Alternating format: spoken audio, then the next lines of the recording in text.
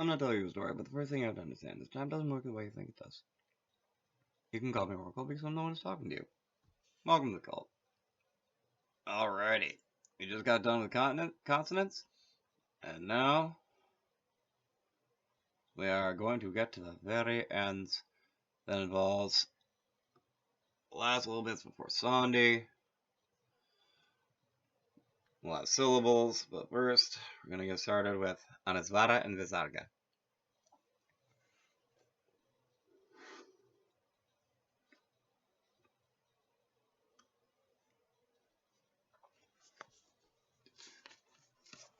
In this lesson, we'll learn about the last two sounds in the Sanskrit alphabet. These sounds often change when other sounds follow them. Both apparently Little Dims is still here. But with what we have learned so far, we can easily understand these sounds and their changes.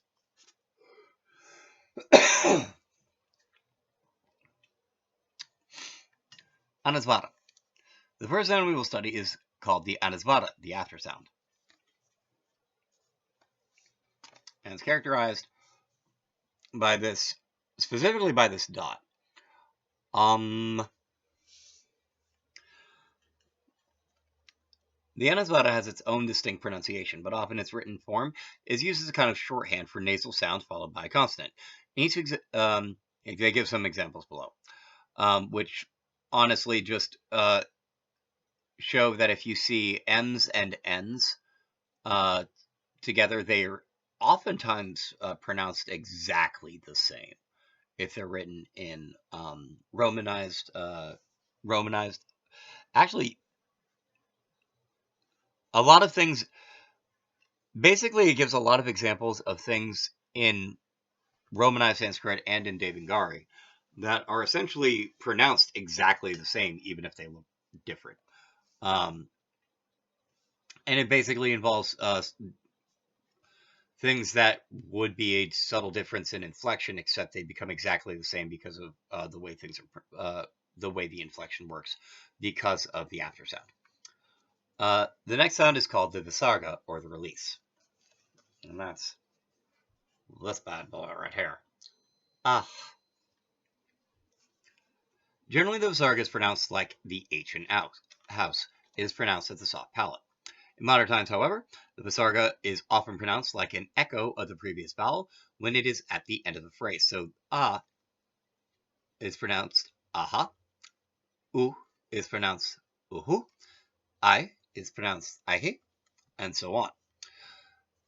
So, the Sanskrit alphabet, when listed traditionally, has the long and short forms of the vowels, those first 9 with the ah, I, u, r, l, and then I, o, ow, followed by the Anasvara and the Visarga. The Visarga is those two little dots, by the way, pretty specifically. Then followed by the consonants, the 25 that are arranged, and then the semi-vowels and the syllables. And that takes us through the entirety of the Sanskrit alphabet. All right, syllables. Syllables are a group of sounds that we pronounce as one unit. For example, a word like beginners has 3 syllables, beginners. Now that we know about basic Sanskrit sounds, let's learn more about syllables. Why learn about syllables? First, knowing about syllables helps us have good pronunciation. Second, some Sanskrit rules are easier to understand if we know how syllables work. How to split a phrase into syllables. In Sanskrit, each syllable has exactly one vowel. Makes it pretty easy, honestly. Yoga. Yoga. Vyakarana. Grammar. Vaya. Ka. Ra. Na. Traditionally, each syllable should end in a vowel. Dharma. Da. Rma. Da. Arma. Ksetra. Field. Kse. Tra. And the Anasvara and Visarga are in the same syllable as the vowel they follow. Samskrta, sam, skr, ta. Note again, r, vowel in Sanskrit. R, r, r. It's vowel. Just how it is.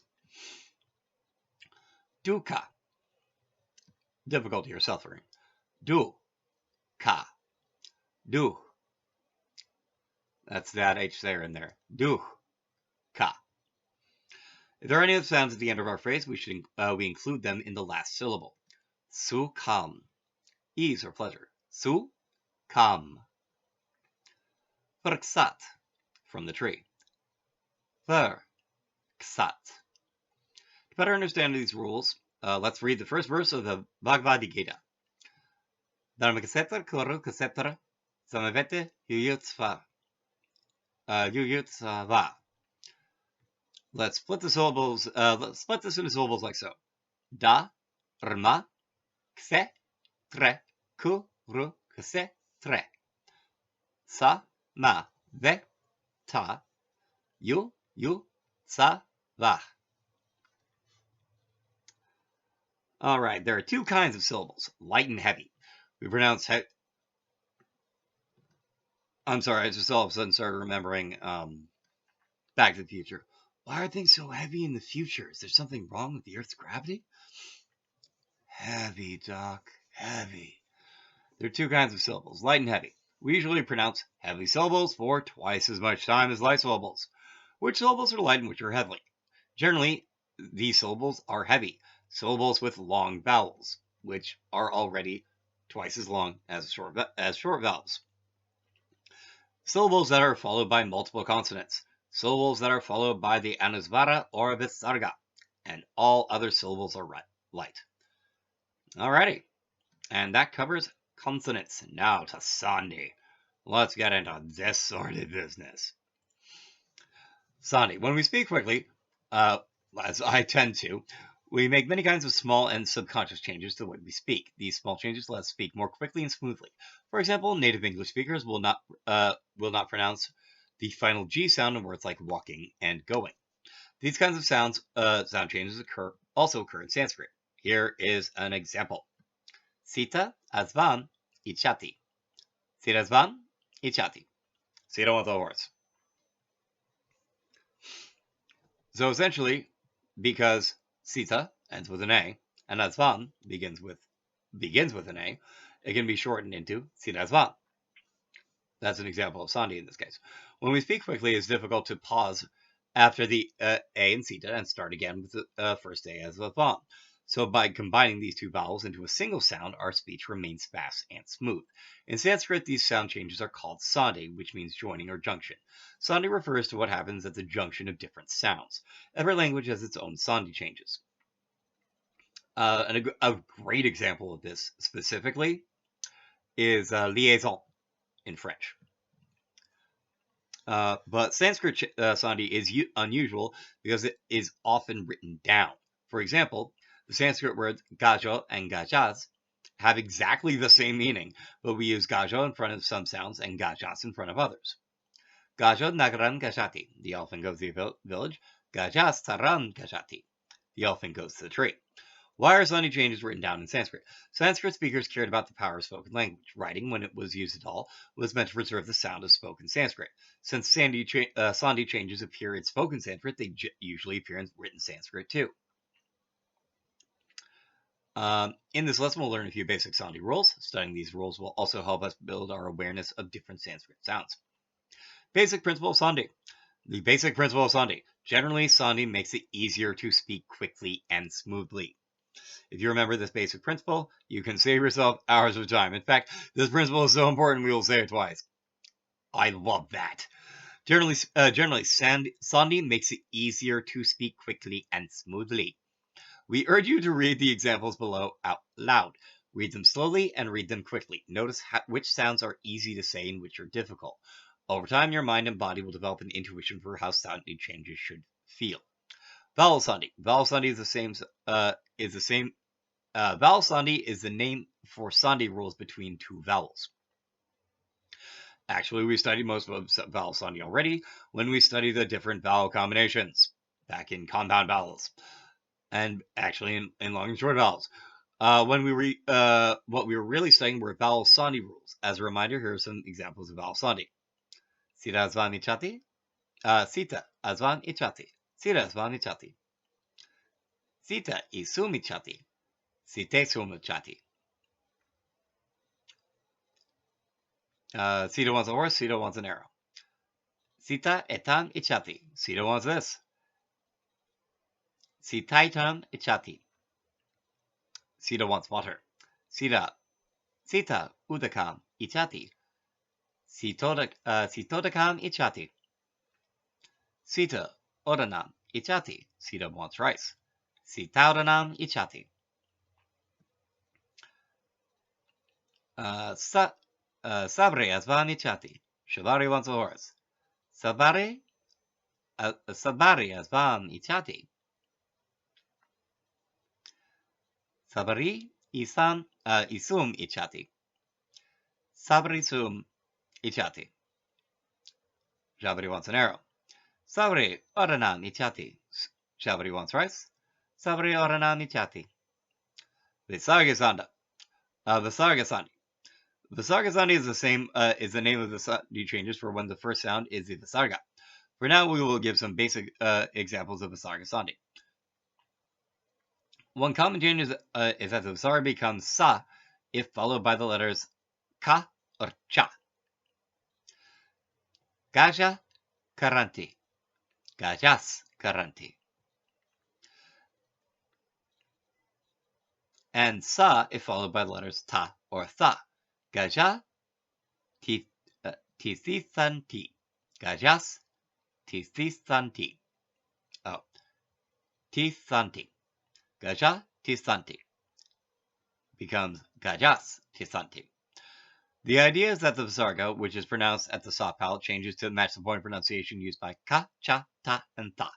When these sounds match, we can pronounce them together more easily. Another change of visarga disappears if voice sound follows it. Gaja, kakachanti. Gaja, kakachanti. Gaja, naranti. Gaja, naranti. Gaja, amram, pasyanti. Gaja, amram, pasyanti. Just the drop of water vanishes when it touches a hot pan, the unvoiced visarga vanishes when it touches a voiced sound. But one important exception is the ah becomes o if voiced consonant follows. Rama, yudhyate. Ramo, yudhyate. Rama fights. Rama, jayati. Ramo, jayati. Rama conquers. Ramah, hasati. Ramo, hasati. Rama laughs. This is a complex explanation for this change, but it is faster and simpler to just memorize it. Consonant sandhi. Consonant sandhi is the name for the sandhi rules where the first sound is a consonant. Here we will give one small example of consonant sandhi. When the sound M is followed by a consonant, it becomes the anusvara. Rama sagram gachati. Rama sagram gachati. Rama goes to the ocean. Rama vanam gachati. Ramo vanam gachati. Rama kandram gachati. Ramas kandram gachati. Rama goes to the forest. Rama goes to the moon. Remember, the anusvara is used as a shorthand way to write down different nasal sounds. For example, the two sentences are below written differently. Oh, yeah, but pronounced identically. If we keep this in mind, then we have simple principles for M changes to match the point of pronunciation is used by the following sound. When both sounds use the same point of pronunciation, we pronounce them together more easily. The avagraha. All right.